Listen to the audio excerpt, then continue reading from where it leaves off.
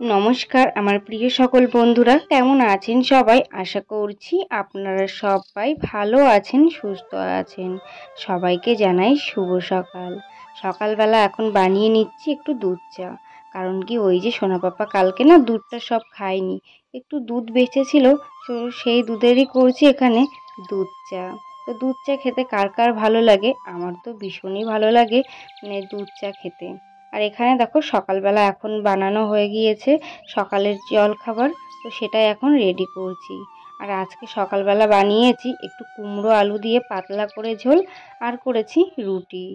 তো কুমড়ো আলুর ঝোল কিন্তু বেশ ভালোই লাগে আর কুমড়োর তরকারি দিয়ে রুটি তো আমার ভীষণ ভালো লাগে আর এখন যেহেতু শীত পড়ে গিয়েছে মাঝে মধ্যেই না এখন এই যে রুটি খেতে হবে রাত্রেবেলা অথবা সকালবেলা কারণ কি ওই যে রুটি খেলে জানো তো শীতটা একটু কম লাগে তো সেই জন্যই সকালবেলা সন্ধ্যাবেলা এবার থেকে চেষ্টা করব রুটি খাওয়ার আমাদের গ্রামের পরিবেশে টাকা সঞ্চয় করতে গেলে কিন্তু অনেক বেশি পরিশ্রম এবং বুদ্ধি করে চলতে হয় আমাদের গ্রামের মানুষজনের আমাদের গ্রামের পরিবেশে কিন্তু অনেক শাকসবজি পাওয়া যায় যেগুলো হচ্ছে বাগানে বা মাঠে হয়ে থাকে শহরের মানুষ কিন্তু সেগুলো কিনে খেয়ে থাকে তো আমরা যদি বুদ্ধি করে ওই যে বাগান থেকে বা হচ্ছে মাঠ থেকে কোনো সবজি এনে সেটা রান্না করে খাই তাহলে কিন্তু অনেকটা টাকা সঞ্চয় করা যায় তো গ্রামের বাড়ি বলেই কিন্তু এটা সম্ভব হয় যাদের শহরে বাড়ি তারা কিন্তু সব জিনিসটাই তাদের কিনে খেতে হয় আমাদের গ্রামের দিকে কিন্তু অনেক জিনিসটা না আমরা মাঠের থেকে বা পাড়ার থেকে বা কারোর বাড়ি থেকে নিয়ে এসেও কিন্তু খেয়ে নিই কিন্তু শহরের ক্ষেত্রে সেটা কিন্তু একদমই হয় না এইদিকে দেখো চলে এসেছি ঘরটা গুছিয়ে নেওয়ার জন্য ওই যে সকালবেলা না ঘর থেকে একবার বেরিয়ে গেলে তারপরে আর কি মনই থাকে না ঘরটা গোছানোর জন্য তার জন্য একেবারে ওই সকালবেলা খাওয়া দাওয়াটা কমপ্লিট করে নিয়েছি খাওয়া দাওয়াটা কমপ্লিট করেই তারপরে চলে এসেছি ঘরের ভিতরে এসে ঘরটা গুছিয়ে নিচ্ছি কারণ পুরো ঘরটা গোছাতে না ওই আধা ঘন্টা প্রায় লেগে যায় ওই যে শোকেসগুলো মুছতে হয় শোকেস আলনা আরও যে সমস্ত টুকিটাকি কাজকর্ম থাকে সেগুলো সব করতে হয় তো তার জন্য ঘরের ভিতরে না একটু টাইমটা বেশিই লেগে যায় ও তো তার জন্য সকালবেলা সোনা পাপাকে খাইয়ে নিয়েছি খাইয়ে আমরাও খেয়ে তারপর চলে এসেছি ঘরে এসে ঘরটা সুন্দর করে গুছিয়ে নিয়েছি আর এই যে তারপর চলে এলাম আবারও কলপাড়ে ওই যে সকালবেলা যা খাওয়া দাওয়া করেছি না সেইগুলোই আর কি মাজতে চলে এসেছি আর সোনা পাপাকে তো মা স্কুলে নিয়ে গিয়েছে সেই সুযোগেই না সমস্ত কাজকর্মগুলো করে নিয়েছি তো চলো এবারে আমি তোমাদের কিছু মিষ্টি কমেন্টের রিপ্লাই দিয়ে দিই সিদ্ধা কড়াই বলে একজন কমেন্ট করেছে দারুণ দিদিভাই খুব ভালো লাগলো দিদিভাই ভিডিওটা থ্যাংক ইউ ডিয়ার আমার ভিডিওটা দেখার জন্য অসংখ্য ধন্যবাদ লিটিল ঋষিতা বলে কমেন্ট করেছে খুব সুন্দর দিদি প্রথম লাইক দিয়ে সদস্য হলাম অসংখ্য ধন্যবাদ আমার পাশে থাকার জন্য আর আমার ভিডিওটা দেখার জন্য থ্রিয়াংস বলে একজন কমেন্ট করেছে প্রথম দেখেছি অসংখ্য ধন্যবাদ ভিডিওটা দেখার জন্য সিরিয়াস অ্যান্ড মম বলে একজন কমেন্ট করেছে প্রথম দেখেছি অনেক ভালোবাসা রইল অনেক ধন্যবাদ আমার ভিডিওটা দেখার জন্য আরও কমেন্ট করেছে রাধাকৃষ্ণ রন্ধনশালা তো সে কমেন্ট করেছে কথাগুলো কিন্তু খুব ভালো বললেন অসংখ্য ধন্যবাদ আমার ভিডিওটা দেখার জন্য আর আমাকে এত সুন্দর একটা কমেন্ট করার জন্য আর তোমার মনটাও সুন্দর তার জন্য কিন্তু আমার কথাগুলোও তোমার খুব ভালো লেগেছে আরও কমেন্ট করেছে রিয়া রয়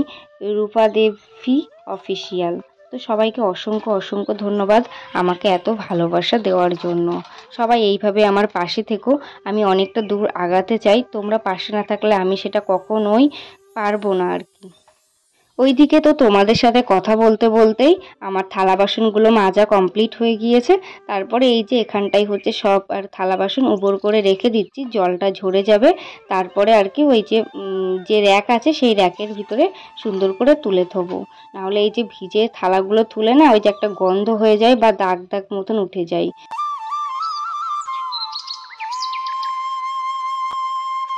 ওই যে সোনা পাপা যেহেতু স্কুলে চলে গিয়েছে তার জন্য না বেশ একটা শান্তিভাবে সমস্ত কাজকর্মগুলো করে নিতে পারছি এদিকে এখন বিচুলিগুলো কেটে নিচ্ছি মানে ওই যে ছাগলের মহিষকে যে বিচুলি খাওয়ানো হয় না, সেই বিচুলিটা আর কি সুন্দর করে ছোট ছোট করে কুচি কুচি করে কেটে নিচ্ছি। তো এই সমস্ত কাজ না বিয়ের আগে কিন্তু কখনোই জানতাম না, আর করিও নি বিয়ের আগে কখনো। মানে বিয়ের পরে যে কি করে এই কাজগুলো শিখে গিয়েছি সেটা কিন্তু আমার একদমই ধারণার বাইরে। তো বিয়ের পরে না সব মেয়েরাই কিন্তু কাজ শিখে যায়, মানে কাউকে শিখিয়ে দেওয়া লাগে না, মানে ওই দেখে দেখেই আর কি শিখিয়ে যায় সব মেয়েরা। তো এত কিছু করার পরেও না আমাদের মেয়েদের কিন্তু কথা কিন্তু শুনতেই হয়। তো মেয়ে হয়ে জন্মেছি, কথা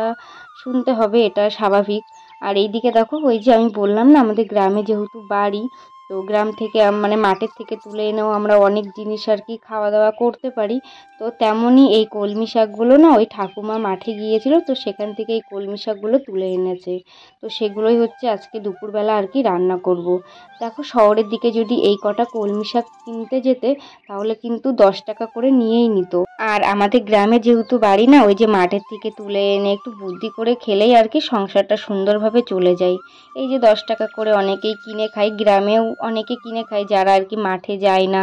বা তোলে না, তারা কিন্তু এগুলো এমনি গ্রামের দিকেও কিনে খেয়ে থাকে। তো আমরা যেহেতু হচ্ছে ওই যে 10 টাকা বাঁচানোর জন্য একটু কষ্ট করে মাঠে গিয়ে তারপরে কিন্তু সেগুলো আর কি নিয়ে আসি। যতটা পারি মানে ততটা সঞ্চয় করে রাখার চেষ্টা করি। আর এইদিকে দেখো মা হচ্ছে গামলার ভিতরে মাটির জাব দিয়ে রেখেছে, এটা করে আর কি উনুন বানানো হবে একটা, মানে আমার ভিডিওর জন্যই এই উনুনটা আর কি বানানো হচ্ছে। আর এইদিকে হাজব্যান্ড গিয়েছিল আজকে বাজারে, তো বাজার থেকে ও অনেক ধরনের মানে কাঁকড়া নিয়ে এসেছে। এই কাঁকড়াগুলোকে বলা হয় মেকো কাঁকড়া, মানে নোনা কাঁকড়া। তো এই কাঁকড়াগুলো না সত্যি বলতে আমি বিয়ের আগে কখনোই খাইনি আর দেখিও নি। তো এইদিকে হচ্ছে বিয়ের পরেই না এখানে এসে অনেক মাছ বা অনেক কাঁকড়া বা অনেক কিছুই না আমি খাওয়া শিখেছি, যেগুলো বিয়ের আগে আমি খেতাম না। আর আমাদের মেয়েদের কি বলতো, বিয়ের আগে কিন্তু একটা জেদ থাকে যে এটা খাবো না ওটা খাবো না, কিন্তু বিয়ের পরে দেখো সেই জিনিসটাই কিন্তু আমাদের বেশি করেই খেতে হয়। আর এইদিকে বরমশাই আজকে বাজারও করে এনেছে, এই বাজারটা দিয়ে কিন্তু আমাদের 15টা দিন চালাতে হবে। তো এইখানে হচ্ছে হাজব্যান্ড বাজার করে এনেছে, এনেছে হচ্ছে বাঁধাকপি, ফুলকপি, তারপরে এই যে ওলকপি, আরও এনেছে হচ্ছে উচ্ছে,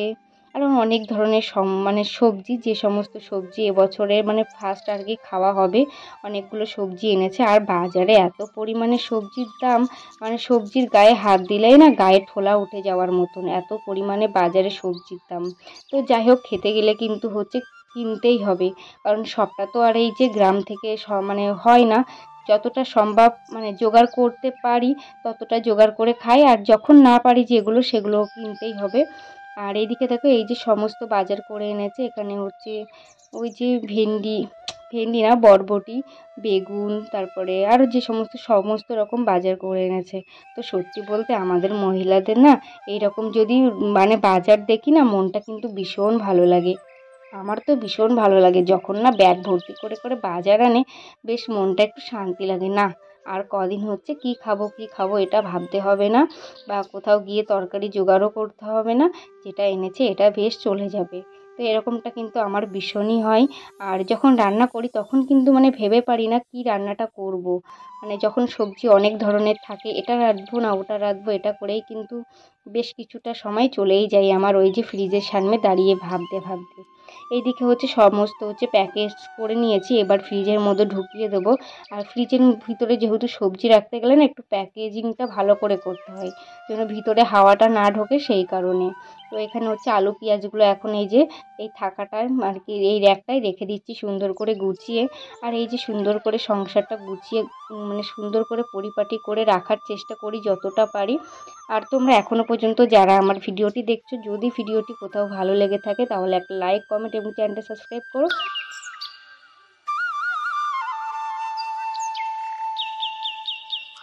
আর এইদিকে দেখো ওই যে হাজবেন্ড লঙ্কা এনেছিল না, ওই লঙ্কাগুলো আর কি এখন হচ্ছে এই যে বোটা ছাড়িয়ে তারপরে রেখে দেবো আবার ফ্রিজে। কারণ কি এই যে লঙ্কাগুলো বোটা ছাড়িয়ে রেখে দিলে না সেই লঙ্কাগুলো আর কি নষ্ট হয় না, আর এই বোটা শুদ্ধ লঙ্কাগুলো রাখলে ওই যে রান্না করার সময় ছাড়াতে হবে আবার ওই বোটার থেকে মানে পচতে শুরু করে। তার জন্য আমি যখনই লঙ্কা আনে বাড়িতে আমি কিন্তু এইভাবে বোটা ছাড়িয়ে তারপরে সুন্দর করে রেখে দিই ফ্রিজের ভিতরে। আর যারা ফ্রিজের ভিতরে রাখো না বা ফ্রিজ নেই তারাও কিন্তু এই সুন্দর করে বোটা ছাড়িয়ে তারপরে রেখে দেবে, দেখবে লঙ্কাগুলো মানে শুকিয়ে যাবে কিন্তু হচ্ছে নষ্ট হবে না। আর বোটা শুদ্ধ রেখে দেখবে যে লঙ্কাগুলো নষ্ট হয়ে যায়। তো যাই হোক, এইভাবে একটু সংসারটা গোছানোর চেষ্টা করছি।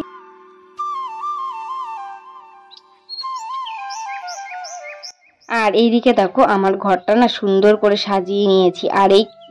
এই আলনাটার সামনে লাইটটা খাটানোর পরে আমি দিনে যে কতবার করে এই ক্যামেরা অন করে আয়নার সামনে ফটো তুলে ভিডিও করি, সেটা একদম ধারণারই বাইরে। আমার জন্য কি ভালো লাগে এই আয়নাটার সামনে এসে একটু ভিডিও করতে বা একটু ফটো তুলতে। তো যাই হোক, আজকের ভিডিওটা এই পর্যন্তই থাক। টাটা, বাই বাই, নেক্সট ভিডিওতে দেখা।